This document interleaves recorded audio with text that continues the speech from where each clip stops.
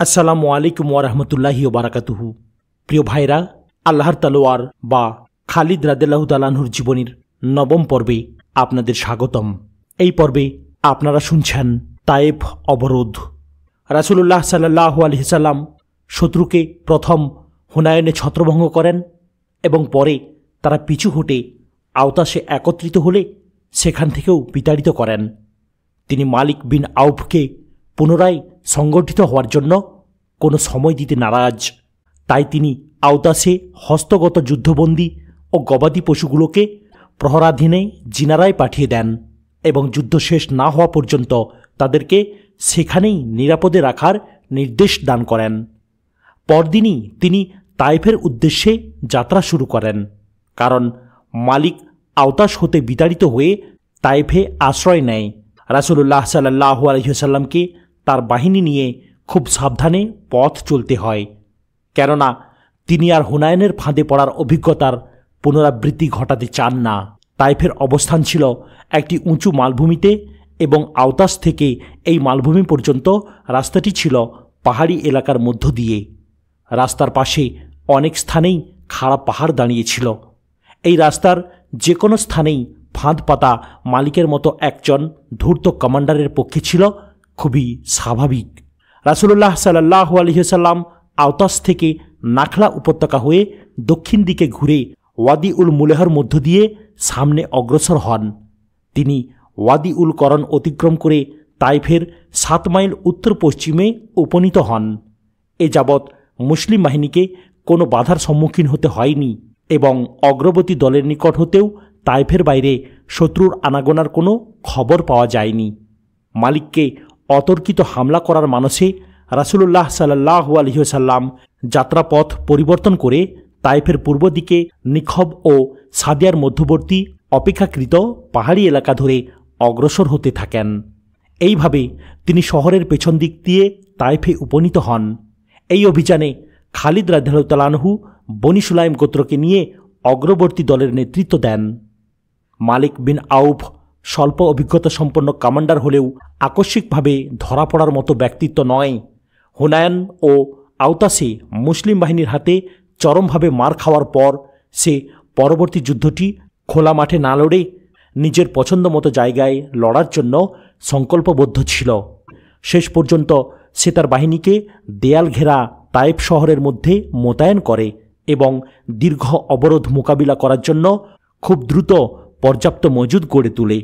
এখানেই সাকিফের লোকেরা তাদের সাহসী তরুণ জেনারেলের নেতৃত্বে মুসলিম বাহিনীর জন্য অপেক্ষা করতে থাকে। মুসলিম বাহিনী 630 খ্রিস্টাব্দের 5ই ফেব্রুয়ারি অর্থাৎ 15ই শাওয়াল 8ই হিজরি তায়েফে উপনীত হয় এবং 18 দিন ব্যাপী দীর্ঘ অবরোধের সূচনা করে। তায়েফে পৌঁছে তারা শহর বেষ্টনকারী দেয়ালের কাছাকাছি ক্যাম্প স্থাপন করে। তাদের এই ভুলের সুযোগ গ্রহণ করে সাকিফ গোত্রের তীরন্দাজগণ। তাদের বৃষ্টির মতো তীর বর্ষণে বেশ কয়েকজন মুসলিম শাহাদত বরণ করেন।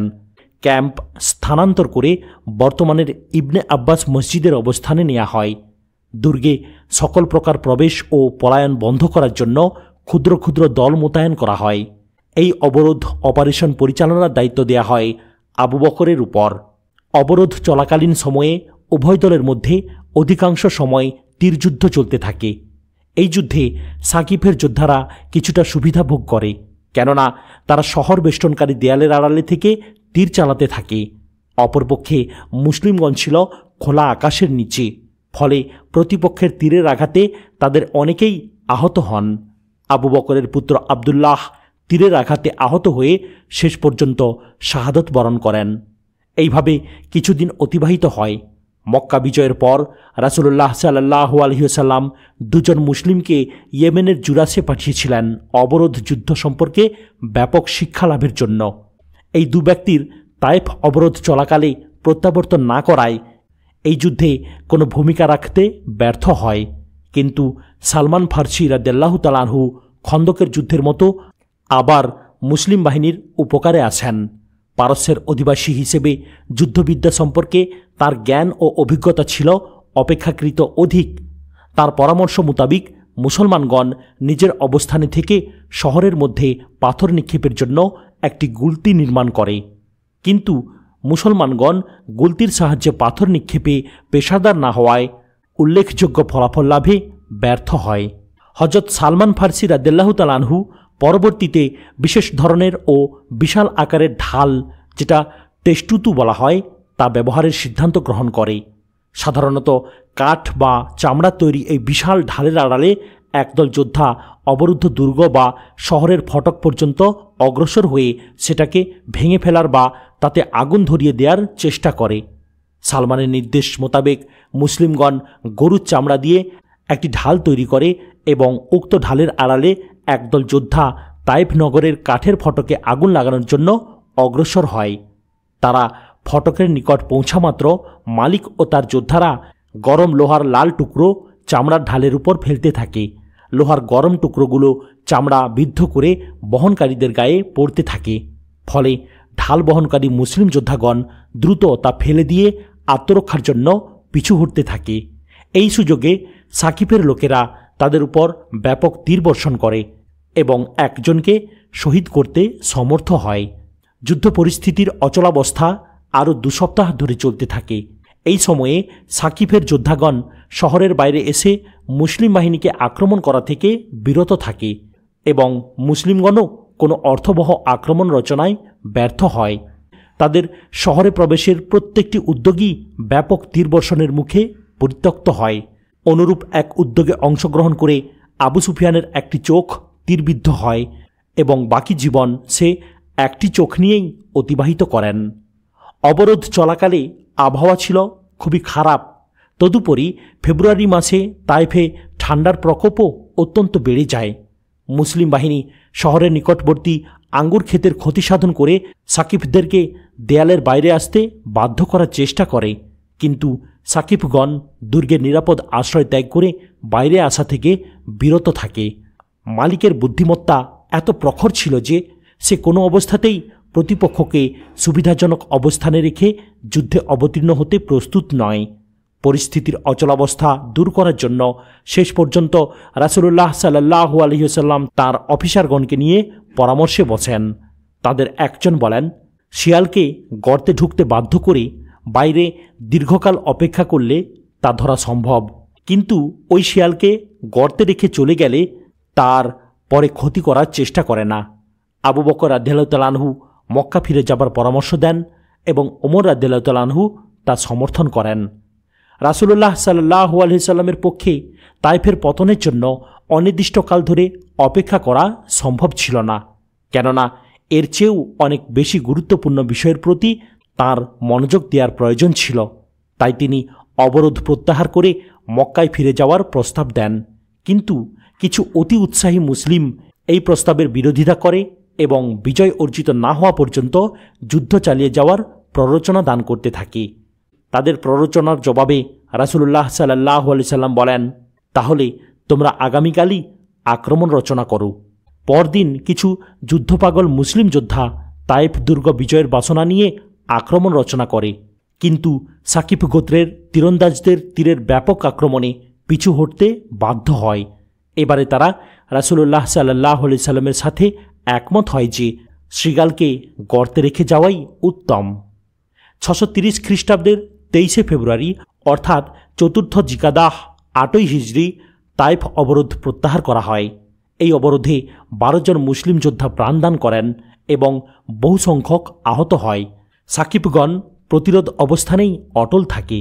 অবরোধ প্রত্যাহারের 10 মাস পরে এই গোত্র ইসলাম গ্রহণ করে এবং পরবর্তীতে একনিষ্ঠ বিশ্বাসী হিসেবে খ্যাতি অর্জন করে।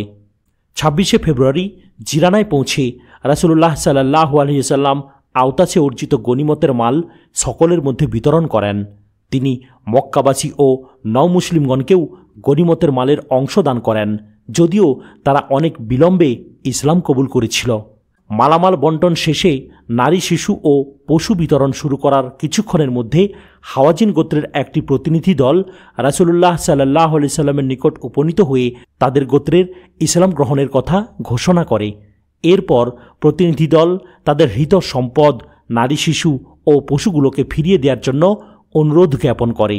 প্রকৃতপক্ষে তাদের হৃত সম্পদগুলো ফিরে পাওয়ার কথা নয়, কেননা ওগুলো তারা হারিয়েছিল অবিশ্বাসী হিসেবে। মুসলিম হিসেবে নয়, কিন্তু রাসূলুল্লাহ সাল্লাল্লাহু আলাইহি সাল্লাম ছিলেন অতিশয় মহানুভব। তিনি তাদেরকে জিজ্ঞেস করেন, তোমাদের নিকট কি তোমাদের নারী ও শিশুগণ অধিক প্রিয় না সম্পদ? উত্তরে তারা জানায়, আপনি আমাদের নারী ও শিশুদেরকে ফিরিয়ে দিয়ে বাকিগুলো রাখতে পারেন। রাসূলুল্লাহ সাল্লাল্লাহু আলাইহি সাল্লাম তার সৈনিকদের প্রতি আবেদন জানান নারী ও শিশুদেরকে ফিরিয়ে দেওয়ার জন্য।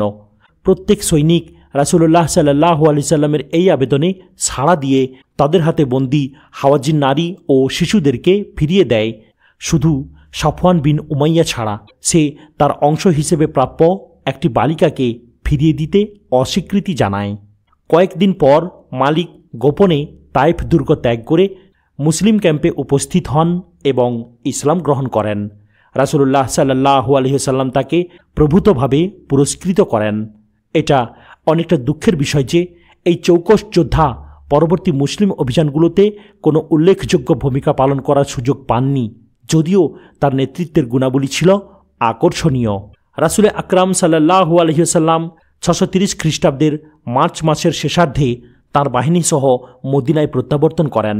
সেই সঙ্গে শেষ হয় রাসূলুল্লাহ সাল্লাল্লাহু আলাইহি সাল্লামের হিজরতের 8ম বর্ষ। পরবর্তী বছরে আরবের অধিকাংশ গোত্রই মদিনায় রাসূল সাল্লাল্লাহু আলাইহি সাল্লামের নিকট তাদের প্রতিনিধি দল প্রেরণ করে এবং তার আনুগত্য কবুল করে। তাই এই বছরটিকে বলা হয় প্রতিনিধি দলের বছর। যদিও পরবর্তীতে দেখা যায় যে এই প্রতিনিধি দলসমূহের বা তাদের গোত্রপ্রধানগণের কেউ কেউ প্রকৃত সত্যসন্ধানী ছিল না।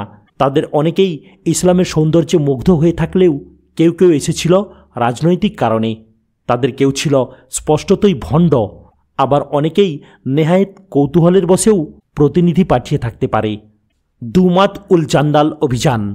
হিজরি 9ম বর্ষে রাসূল আকরাম সাল্লাল্লাহু আলাইহি সাল্লামের নেতৃত্বে পরিচালিত মুসলিম বাহিনীর একমাত্র প্রধান অপারেশন তাবুক অভিযান। এই অপারেশনটি ছিল শান্তিপূর্ণ, কিন্তু খালিদ রাদিয়াল্লাহু তাআলা আনহু শান্তিপূর্ণ অপারেশনের মাঝেও চমকপ্রদ কিছু একটা করার চেষ্টা করতেন। 630 খ্রিস্টাব্দের প্রচণ্ড গরমকালে মদিনায় সংবাদ আছে যে রোমানগণ সিরিয়ায় যুদ্ধের জন্য সমবেত হচ্ছে এবং তাদের অগ্রবর্তী দল জর্ডান পৌঁছে গেছে। বাইজান্টাইন সম্রাট হেরাক্লিয়াস স্বয়ং হেমসে অবস্থান করছেন। 630 খ্রিস্টাব্দের অক্টোবরের মাঝামাঝি সময়ে রাসূলুল্লাহ সাল্লাল্লাহু আলাইহি ওয়াসাল্লাম মুসলিমগণকে রোমানদের বিরুদ্ধে যুদ্ধের জন্য প্রস্তুতি গ্রহণের নির্দেশ দান করেন। গরমের প্রখরতা কমে আসার পরও রাসূলুল্লাহ সাল্লাল্লাহু আলাইহি ওয়াসাল্লাম এই অভিযানের নির্দেশ দিতে পারতেন। তিনি চাচ্ছিলেন মুমিন মুসলিমদের ঈমানের দৃঢ়তা পরীক্ষা করতে। তাই এই অভিযানের উদ্দেশ্য শুধু রোমানদের বিরুদ্ধে যুদ্ধ করা নয়, বরং মুসলিমগণের ঈমান পরীক্ষা করাও। কেননা গ্রীষ্মের প্রতিকূল গরম আবহাওয়ায় শুধু প্রকৃত বিশ্বাসীরাই কেবল সাড়া দিতে পারে। শেষ পর্যন্ত হলেও তাই। অধিকাংশ মুসলমান তাদের প্রিয় রাসূল সাল্লাল্লাহু আলাইহি সাল্লামের আহ্বানে উৎফুল্ল চিত্তে সাড়া দিল, কিন্তু কিছু লোক প্রতিকূল আবহাওয়ায় যুদ্ধের আহ্বানকে নির্দয় বলে বিবেচনা করল। এবারের অক্টোবরের গরম ছিল প্রকৃতই প্রখর। এই গরমে যুদ্ধের তুলনায় খেজুর বাগানের শীতল ছায়াই ছিল দুর্বলচিত্ত কিছু মুসলিমের জন্য অধিক লোভনীয়। এই সুযোগে ভণ্ড প্রতারকদের দল তাদের চিরাচরিত নিয়মে মুসলমানদেরকে ফুসলাতে থাকে।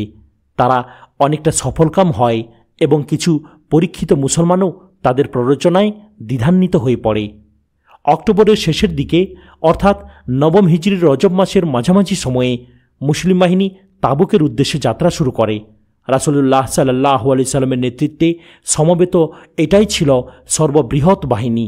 এতে ছিল মক্কা, মদিনা ও এযাবৎ ইসলাম গ্রহণকারী প্রতিটি গোত্রের যোদ্ধা। এই বাহিনীতে ছিল 10,000 অশ্বারোহী সহ মোট 30,000 যোদ্ধা। তাবুকে পৌঁছে মুসলিম বাহিনী জানতে পারে যে রোমকগণ পিছু হটে দামেস্কে অবস্থান নিয়েছে। রাসূলুল্লাহ সাল্লাল্লাহু আলাইহি সাল্লাম আর সামনে অগ্রসর না হওয়ার জন্য সিদ্ধান্ত গ্রহণ করেন। তবে তিনি তাবুক ও তার আশেপাশের এলাকায় বসবাসকারী গোত্রসমূহকে ইসলামের রাজনৈতিক নিয়ন্ত্রণে আনার সিদ্ধান্ত নেন। এই অঞ্চলের গুরুত্বপূর্ণ স্থানগুলো ছিল আকাবা উপকূলবর্তী ইলা, বর্তমানকালের আকাবার নিকটবর্তী জারবা, জাজরুহ ও মকনা। এসব স্থানে বসবাসকারী গোত্রগুলোর সঙ্গে চুক্তি হয় এবং তারা জিজিয়া করদানে সম্মত হয়। তাবুক থেকে কিছু দূরে অবস্থিত দৌমাত উল জান্দাল নামক একটি এলাকাকে রাসূলুল্লাহ সাল্লাল্লাহু আলাইহি সাল্লাম বশীভূত করার সিদ্ধান্ত নেন। স্থানটি বর্তমানে আল জাউফ নামে পরিচিত। কিন্দা গোত্রের খ্রিস্টান যুবরাজ উকেইদার বিন আব্দুল মালিক এই এলাকার শাসক ছিল। শিকার করা ছিল তার নেশা। রাসূলুল্লাহ সাল্লাল্লাহু আলাইহি সাল্লাম এই এলাকাকে জয় করে উকেইদারকে গ্রেফতার করার নির্দেশ দিয়ে 400 অশ্বারোহী সহ খালিদ রাদিয়াল্লাহু তাআলা আনহুকে প্রেরণ করেন। তিনি খালিদ রাদিয়াল্লাহু তাআলা আনহুকে বলেন, তুমি সেখানে গিয়ে দেখবে সম্ভবত উকেইদার বন্য ষাঁড় শিকারে ব্যস্ত। খালিদ রাদিয়াল্লাহু তাআলা আনহু 630 খ্রিস্টাব্দের নভেম্বরের শেষ নাগাদ এক জ্যোৎস্নাস্নাত রাতে দেয়াল ঘেরা দুমাত উল জান্দাল শহরে উপনীত হন। খালিদ রাদিয়াল্লাহু তাআলা আনহু তাঁর বাহিনীকে মোতায়েন করে শেষ করতে পারেননি এমন সময় শহরের ফটক খুলে যায় এবং উকেইদার তার বন্ধুবান্ধব ও শিকারের অস্ত্রসহ ঘোড়ায় চড়ে বের হয়ে আসে। সম্ভবত দিনের তাপের প্রখরতার কথা বিবেচনা করে উকেইদার রাতের ঠান্ডা আবহাওয়া ও চাঁদ ঝলমল প্রকৃতিতে শিকারের জন্য উপযুক্ত বিবেচনা করেছিল এবং সেই চন্দ্রালোকিত রাতে তার শিকার ভালোই হয়েছিল। খালিদ রাদিয়াল্লাহু তাআলা আনহু কজন সঙ্গীকে নিয়ে অতর্কিতে শিকারী দলের উপর আক্রমণ করেন। তিনি স্বয়ং উকেইদারকে আঘাত করে ঘোড়া থেকে ফেলে দেন। তার সঙ্গীগণ শিকারী দলের অন্যান্য সদস্যকে আক্রমণ করে। উকেইদারের ভাই হাসান বাধা দিতে গিয়ে প্রাণ হারায় এবং অন্যরা ঘোড়া হাঁকিয়ে পলায়ন করে। তারা শহরে প্রবেশ করে ফটক বন্ধ করে দেয়। খালিদ রাদিয়াল্লাহু তাআলা আনহু উকেইদারকে বন্দী করে নিয়ে তাবুকে প্রত্যাবর্তন করেন। উকেইদার রাসূলুল্লাহ সাল্লাল্লাহু আলাইহি সাল্লামের সঙ্গে একটি চুক্তিতে আবদ্ধ হয় এবং নিজের মুক্তির জন্য মোটা অঙ্কের পণ দান করে ও জিজিয়া কর প্রদানে সম্মত হয়। এই ঘটনার পরই মধ্য ডিসেম্বরের দিকে মুসলিম বাহিনী মদিনায় প্রত্যাবর্তন করে। ইতিমধ্যে আবহাওয়াও স্বাভাবিক অবস্থায় ফিরে আসে। তাবুক অভিযানের পর রাসূলুল্লাহ সাল্লাল্লাহু আলাইহি সাল্লামের জীবিত অবস্থায় আর কোনো উল্লেখযোগ্য সামরিক অভিযান পরিচালনা হয়নি। এই সময়ে আরবের সব গোত্রের প্রতিনিধিগণ রাসূলুল্লাহ সাল্লাল্লাহু আলাইহি সাল্লামের প্রতি আনুগত্য প্রকাশ করে ইসলাম গ্রহণ করতে থাকে এবং কতিপয় গোত্র কর প্রদানে সম্মত হয়। রাসূলুল্লাহ সাল্লাল্লাহু আলাইহি সাল্লাম প্রত্যেক গোত্রের ইসলাম গ্রহণকারীদের মধ্য থেকে একজন করে নেতা মনোনীত করে দেন। এভাবেই তিনি ইসলামের বিজয়কে সংহত করে নতুন রাষ্ট্রের সৌধকে গড়ে তোলার কাজে ব্যস্ত সময় অতিবাহিত করতে থাকেন। তিনি আরবের বিভিন্ন এলাকায় কয়েকটি ছোট অভিযান পরিচালনা করেন। এই অভিযানগুলোর মিশন ছিল গোত্রগুলোকে ডেকে ইসলাম গ্রহণের আহ্বান জানানো এবং কোনো গোত্র এই আহ্বানে সাড়া দিতে অস্বীকৃতি জানালে তাদেরকে যুদ্ধের মাধ্যমে পদানত করা। 631 খ্রিস্টাব্দের জুলাই মাসে অর্থাৎ 10ম হিজরির রবিউল আখির মাসে রাসূলুল্লাহ সাল্লাল্লাহু আলাইহি সাল্লাম খালিদ রাদিয়াল্লাহু তাআলা আনহুর নেতৃত্বে ইয়েমেনের উত্তর নজরানে বসবাসকারী বনি হারিসা বিন কাব গোত্রের বিরুদ্ধে একটি অভিযান পরিচালনা করেন। তিনি খালিদ রাদিয়াল্লাহু তাআলা আনহুকে নির্দেশ দান করেন গোত্রটির প্রতি 3 বার ইসলাম গ্রহণের আহ্বান জানাবে। যদি তারা তাতে অনুকূল সাড়া দেয় তাহলে কোনো ক্ষতি করবে না, নতুবা তাদের বিরুদ্ধে যুদ্ধ করবে। এই অভিযানে খালিদ রাদিয়াল্লাহু তাআলা আনহুর সঙ্গে 400 অশ্বারোহী অংশগ্রহণ করে। নজরানে পৌঁছে খালিদ রাদিয়াল্লাহু তাআলা আনহু বনি হারিসা বিন কাবের প্রতি ইসলাম গ্রহণের আহ্বান জানালে তারা তা গ্রহণ করে। ফলে কোনো রক্তপাতের প্রয়োজন হয় না। খালিদ রাদিয়াল্লাহু তাআলা আনহু গোত্রটির সঙ্গে কমাস বসবাস করে তাদেরকে ইসলামের জীবনযাপন পদ্ধতি শিক্ষাদান করেন। তারা সন্তোষজনকভাবে ইসলামী জীবন পদ্ধতিতে অভ্যস্ত হলে তিনি রাসূলুল্লাহ সাল্লাল্লাহু আলাইহি সাল্লামকে পত্র মারফত তার মিশনের অগ্রগতির কথা অবহিত করেন। প্রতি উত্তরে রাসূলুল্লাহ সাল্লাল্লাহু আলাইহি সাল্লাম খালিদ রাদিয়াল্লাহু তাআলা আনহুকে একটি প্রশংসামূলক পত্র প্রেরণ করেন এবং বনি হারিসা বিন কাবের একটি প্রতিনিধি দল সহ তাঁকে মদিনায় প্রত্যাবর্তনের নির্দেশ দান করেন। খালিদ রাদিয়াল্লাহু তাআলা আনহু 632 খ্রিস্টাব্দের জানুয়ারি মাসে অর্থাৎ শাওয়াল 10ম হিজরি উক্ত প্রতিনিধি দল সহ মদিনায় প্রত্যাবর্তন করেন। রাসূলুল্লাহ সাল্লাল্লাহু আলাইহি সাল্লাম যথাযথ সমাদরে প্রতিনিধি দলকে স্বাগত জানান। তাদের নিকট আনুগত্যের শর্তসমূহ ব্যাখ্যা করা হয়। পরিশেষে তাদের মধ্য থেকে একজন নেতা নির্বাচন করা হয় এবং তারা নজরানে ফিরে যায়। রাসূলুল্লাহ সাল্লাল্লাহু আলাইহি সাল্লামের জীবদ্দশায় এটাই ছিল খালিদ রাদিয়াল্লাহু তাআলা আনহুর পরিচালিত শেষ অভিযান। প্রিয় ভাইরা, এখন আমরা শুরু করছি কিতাবটির দ্বিতীয় খণ্ড, স্বধর্ম ত্যাগীদের বিরুদ্ধে অভিযান, ঝঞ্ঝা বিক্ষুব্ধ সময়। রাসূলুল্লাহ সাল্লাল্লাহু আলাইহি সাল্লাম জীবিত থাকাকালেই স্বধর্ম ত্যাগীদের তৎপরতা শুরু হয় এবং তার নেতৃত্বেই তাদের প্রাথমিক পর্যায়ের প্রধান তৎপরতাকে সফলভাবে দমন করা হয়। রাসূলুল্লাহ সাল্লাল্লাহু আলাইহি সাল্লামের ইন্তিকালের পর এই স্বধর্ম ত্যাগীদের কার্যকলাপ অত্যন্ত ব্যাপক ও বিপজ্জনক রূপ লাভ করে। আরবের সর্বত্র ছড়িয়ে পড়া এই অশুভ তৎপরতাকে সফলতার সঙ্গে দমন করেন খলিফা আবু বকর রাদিয়াল্লাহু তাআলা আনহু। এই গ্রন্থে স্বধর্মত্যাগীদের আন্দোলন এককভাবে আলোচনার লক্ষ্যে দ্বিতীয় খণ্ডে সন্নিবেশিত হল, যদিও এই আন্দোলনের সূত্রপাত প্রথম খণ্ডে বর্ণিত ইতিহাসের সময়কালের মধ্যে। স্বধর্মত্যাগীদের প্রথম ও প্রধান উত্থান হয় ইয়েমেনে। এটি আসওয়াদ আল আনসির ঘটনা নামে পরিচিত। ইয়েমেনের পশ্চিমাঞ্চলে বসবাসকারী এটি বৃহৎ গোত্রের অধিপতির নাম ছিল আসওয়াদ। তার প্রকৃত নাম ছিল আভালা বিন কাব, কিন্তু তার দেহের রং অত্যন্ত কালো হওয়ার কারণে তাকে আসওয়াদ বা কালো বর্ণের ব্যক্তি বলে ডাকা হতো। এই ব্যক্তিটির মাঝে ছিল ঈর্ষা জাগানোর মতো অনেক গুণের সমাহার। সে মানুষের ভবিষ্যৎ গণনা করতে পারত। হিজরির 10ম বর্ষে আরব উপদ্বীপের দক্ষিণ ও দক্ষিণ পূর্ব অঞ্চলের অধিবাসীরা ইসলাম গ্রহণ করে। এই সব অঞ্চলে রাসূলুল্লাহ সাল্লাল্লাহু আলাইহি সাল্লাম তার প্রতিনিধি পাঠিয়ে ইসলাম প্রচার করেন। তাদের আন্তরিক ও ঐকান্তিক চেষ্টা সত্ত্বেও উক্ত এলাকার অধিবাসীরা ইসলামের মর্মবাণীকে উপলব্ধি করে আন্তরিকভাবে গ্রহণে ব্যর্থ হয়। তাদের পরিবর্তনটা ছিল মূলত বাহ্যিক। ইসলামের ছায়াতলে আসার পূর্বে ইয়েমেনের শাসক ছিলেন পারস্যের এক সম্ভ্রান্ত পরিবারে জন্মগ্রহণকারী বাজান নামের এক ব্যক্তি। তিনি পারস্য সম্রাটের পক্ষে ইয়েমেন শাসন করতেন। এই ব্যক্তি ইসলাম গ্রহণ করলে রাসূলুল্লাহ সাল্লাল্লাহু আলাইহি সাল্লাম তাকে উক্ত পদেই বহাল রাখেন। তাঁর প্রজ্ঞা ও দক্ষ নেতৃত্বে ইয়েমেনের যথেষ্ট উন্নতি সাধিত হয়। বিদায় হজ্জের কিছু পূর্বে বাজান আকস্মিকভাবে মৃত্যুবরণ করলে রাসূলুল্লাহ সাল্লাল্লাহু আলাইহি সাল্লাম তার পুত্র শাহরকে তাঁর স্থলাভিষিক্ত করেন। শাহরের নেতৃত্বেও ইয়েমেনে শান্তি বিরাজ করতে থাকে। বিদায় হজ্জের সময় আসওয়াদ নিজেকে নবী হিসেবে ঘোষণা করার সিদ্ধান্ত নেয়। সে তার গোত্রের লোকদেরকে একত্র করে কিছু চরণ আবৃত্ত করে দাবি করে সে আল্লাহর বাণীবাহক এবং এই চরণগুলো তার নিকট প্রেরিত কুরআনের অংশ। আসওয়াদের একটি পোষা গাধা ছিল, যেটাকে সে দীর্ঘদিন ধরে প্রশিক্ষণ দিয়ে তার কিছু কমান্ড পালন করতে শিখিয়েছিলেন। সে তার দক্ষতা প্রদর্শনের জন্য এই গাধাটিকে ব্যবহার করে। সে গাধাটিকে তার প্রভুর নিকট মাথা নত করতে বললে তাই করত, বা হাঁটু গেড়ে বসতে বললে তাই শুনত। এই কারণে আসওয়াদ ওই অঞ্চলে গাধাওয়ালা বা জুলহিমার নামে পরিচিত ছিল। অনেকে মনে করেন সে জুলহিমার নয়, বরং জুলখুমার অর্থাৎ মদ্যপ নামে পরিচিত ছিল। এটাও সত্য হতে পারে, কেননা সে অধিকাংশ সময় মদ খেয়ে বেসামাল হয়ে পড়ে থাকত। তা সত্ত্বেও তার গোত্রের লোকেরা তাকে প্রকৃত নবী হিসেবে গ্রহণ করে এবং ইয়েমেনের আরও কিছু ক্ষুদ্র ক্ষুদ্র গোত্র তার উপর বিশ্বাস স্থাপন করে। আসওয়াদ 700 অশ্বারোহীর এক বাহিনী নিয়ে নজরান আক্রমণ করে এবং তা সহজেই দখল করে নেয়। এই সহজ বিজয়ে উল্লসিত হয়ে সে নজরান শাসনের জন্য নিজের লোক নিয়োগ করে এবং সানার উদ্দেশ্যে যাত্রা করে।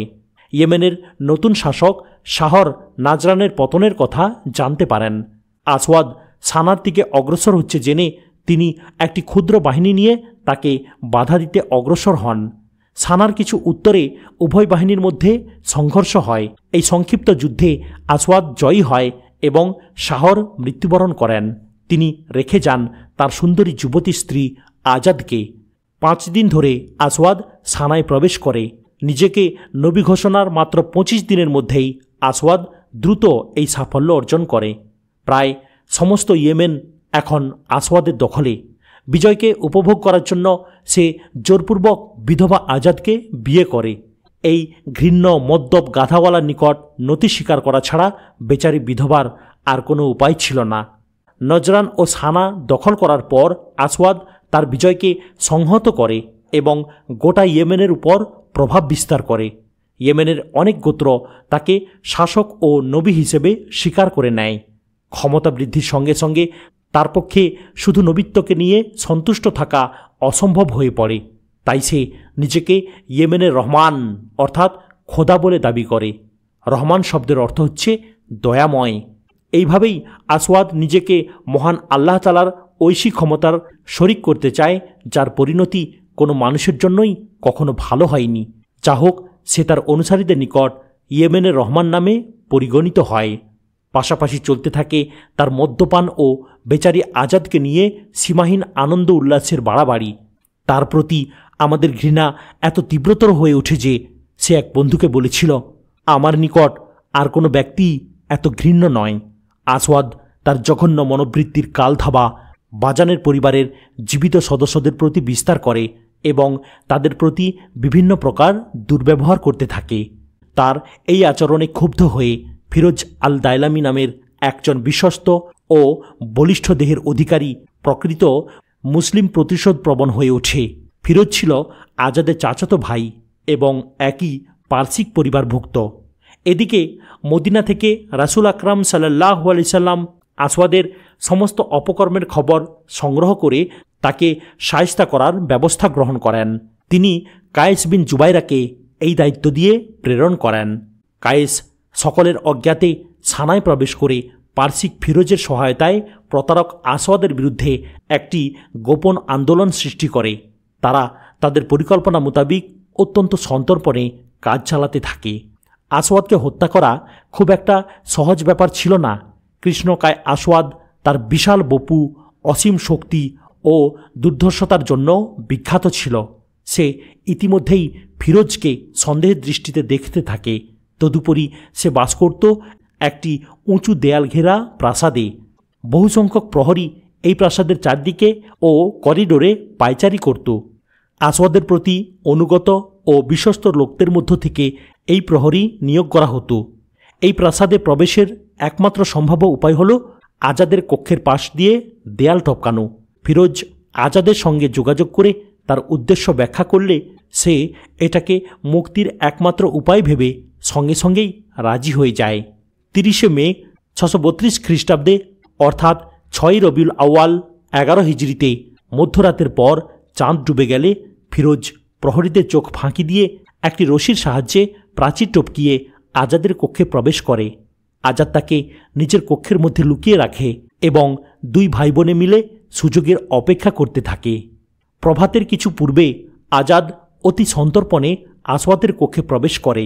আসওয়াদের কক্ষটি ছিল আজাদের কক্ষের পাশেই। সে দরজা খুলে আসওয়াদের অবস্থা দেখে আবার ফিরে আসে। তার চোখে প্রতিশোধের আগুন জ্বলতে থাকে। সে ফিরোজকে ফিসফিস করে বলে, এখনই সময়। আসওয়াদ নেশায় বিভোর হয়ে পড়ে আছে। ফিরোজ অতি সন্তর্পণে আঙুলের ডগায় ভর দিয়ে আসওয়াদের কক্ষের সামনে আসে। আজাদও তাকে অনুসরণ করে। আজাদ কক্ষের সামনে দাঁড়িয়ে থাকে এবং ফিরোজ উন্মুক্ত তরবারি নিয়ে কক্ষে প্রবেশ করে। আসওয়াদ হঠাৎ বিছানায় উঠে বসে এবং ফিরোজের দিকে বিস্ময় ভরা স্থির দৃষ্টিতে তাকিয়ে থাকে। সে সহজেই ফিরোজের উদ্দেশ্য উপলব্ধি করতে পারে। এই বিপদের মুখে মুহূর্তের মধ্যে আসওয়াদের নেশা ছুটে যায়, কিন্তু সে বিছানা ত্যাগ করার পূর্বেই ফিরোজ ছুটে গিয়ে তরবারির সাহায্যে তার মাথায় প্রচণ্ড আঘাত হানে। আসওয়াদ আহত অবস্থায় বিছানায় ঢলে পড়ে। ঐতিহাসিকগণের বর্ণনা মতে সে ষাঁড়ের মতো গর্জন করতে থাকে। আসওয়াদের চিৎকারে প্রহরী ছুটে আসে এবং কক্ষের সামনে আজাদকে দেখে জানতে চায়, ইয়েমেনের রহমানের কি হলো? আজাদ তার ঠোঁটের উপর তর্জনী বসিয়ে প্রহরীকে কথা না বলার ইঙ্গিত করে এবং ফিসফিস করে বলে, তিনি আল্লাহর নিকট হতে বাণী লাভ করছেন। প্রহরী খুশি হয়ে তার প্রভুর আর্তচিৎকারকে উপেক্ষা করে প্রস্থান করে। প্রহরী করিডোরের মোড় ঘুরে দৃষ্টির আড়ালে যেতেই আজাদ কক্ষের ভিতরে প্রবেশ করে। ফিরোজ পুনরায় আঘাত করা সুযোগের অপেক্ষায় বিছানার পাশে দাঁড়িয়ে আছে, আর আসওয়াদ বিছানায় মোচড় খাচ্ছে ও হাত পা ছুঁড়ছে। আজাদ দ্রুত বিছানার মাথার দিকে গিয়ে দুহাতে আসওয়াদের চুল ধরে তার মাথাটা খাটের উপর চেপে ধরে। এই সুযোগে ফিরোজ পরপর কয়েকটি আঘাত করে ভণ্ডনবীর মাথাটি অতিকায় দেহ হতে বিচ্ছিন্ন করে ফেলে। এইভাবেই গাধাওয়ালা মদ্যপ প্রতারক আসওয়াদের জীবনের সমাপ্তি হয়। তার মিথ্যা নবুয়ত দাবির স্থায়িত্ব ছিল 3 মাস এবং এর সমাপ্তি হয় রাসূল আকরাম সাল্লাল্লাহু আলাইহি সাল্লামের ইহলোক ত্যাগের মাত্র 6 দিন পূর্বে। আসওয়াদের মৃত্যুর সঙ্গে সঙ্গেই আন্দোলনও শেষ হয়ে যায়। সানায় তার বিরুদ্ধে কায়েসের নেতৃত্বে গড়ে ওঠা মুসলমানদের প্রতিরোধ আন্দোলন মারমুখী রূপ ধারণ করে এবং তার কিছু অনুসারীকে প্রাণ দিতে হয়। এদের অনেকেই পালিয়ে অন্যত্র সরে পড়ে এবং পরবর্তী মুসলিম শাসকের জন্য আবার ঝামেলা সৃষ্টি করেছিল। কেউ কেউ পুনরায় ইসলাম গ্রহণ করেও পরবর্তীকালে আবার সমত ত্যাগ করেছিল। আসওয়াদকে হত্যার পর ফিরোজকে সানার শাসক নিযুক্ত করা হয়।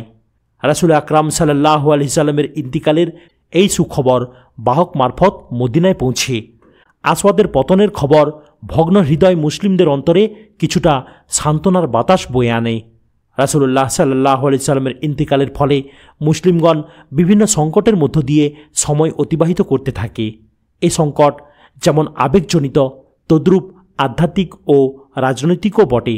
প্রাণপ্রিয় রাসূল সাল্লাল্লাহু আলাইহি সাল্লামের বিদায়ে মুসলমানগণ নিজেদেরকে নিঃস্ব মনে করতে থাকে, কেননা বিগত 10 বছর ধরে রাসূলুল্লাহ সাল্লাল্লাহু আলাইহি সাল্লাম ছিলেন তাদের কমান্ডার, শাসক, বিচারক, শিক্ষক, পথ প্রদর্শক, বন্ধু, সব কিছু। তাদের জীবনের এমন কোনো বিষয় পাওয়া যাবে না যার সঙ্গে তিনি সংশ্লিষ্ট ছিলেন না। তারা তাদের সব সমস্যা নিয়েই তার নিকট যেত, আর তিনিও সব কিছুই সমাধান দেওয়ার চেষ্টা করতেন, তাদেরকে আশ্বস্ত করার চেষ্টা করতেন। তার নেতৃত্ব ও ভালোবাসার উষ্ণ আলোয় মুসলিমগণ ছিল সংকটমুক্ত ও নিরাপদ। তাদের মাথার উপর থেকে এই আলোর অনুপস্থিতিতে তারা নিঃসঙ্গ ও সন্ত্রস্ত হয়ে পড়ে। বর্ণনাকারীর মতে তাদের অবস্থা ছিল বৃষ্টি ভেজা ঠান্ডা রাতে অসহায় ভেড়ার মতো। আরবের চারদিক থেকে বিদ্রোহের খবর আসতে থাকলে এই সংকট আরও ঘনীভূত হয়ে ওঠে। তায়েফের সাকিফ এবং মক্কা ও মদিনায় বসবাসকারী গোত্রসমূহ ছাড়া আরবের অন্যান্য সব গোত্র মদিনার কর্তৃত্বের বিরুদ্ধে বিদ্রোহ ঘোষণা করে। ভণ্ড নবীগণ মুহাম্মদ সাল্লাল্লাহু আলাইহি সাল্লামের রিসালাতের অংশীদারিত্ব দাবি করতে থাকে। তারা রাসূলুল্লাহ সাল্লাল্লাহু আলাইহি সাল্লামের ত্যাগ ও কষ্টের দিকটাকে উপেক্ষা করে শুধু তার সফলতার দিকটা বিবেচনায় এনে নবুয়তকে খুব আকর্ষণীয় বিষয় বলে ভাবতে থাকে এবং এর সুফল ভোগের জন্য উদ্গ্রীব হয়ে ওঠে। আসওয়াদ ছাড়াও আরও 3 জন ভণ্ড নবী, 4 জনও হতে পারে, এদের মধ্যে একজন আবার মহিলাও ছিল। তারা আত্মপ্রকাশ করেছিল। অন্যান্য গোত্রপ্রধানও নবুয়তের দাবি না করলেও ভণ্ড নবীদের সঙ্গে সংহতি প্রকাশ করে এবং ইসলামের আলোকে দূরীভূত করে অন্ধকার যুগের তথাকথিত স্বাধীনতা ভোগের জন্য তৎপর হয়ে ওঠে।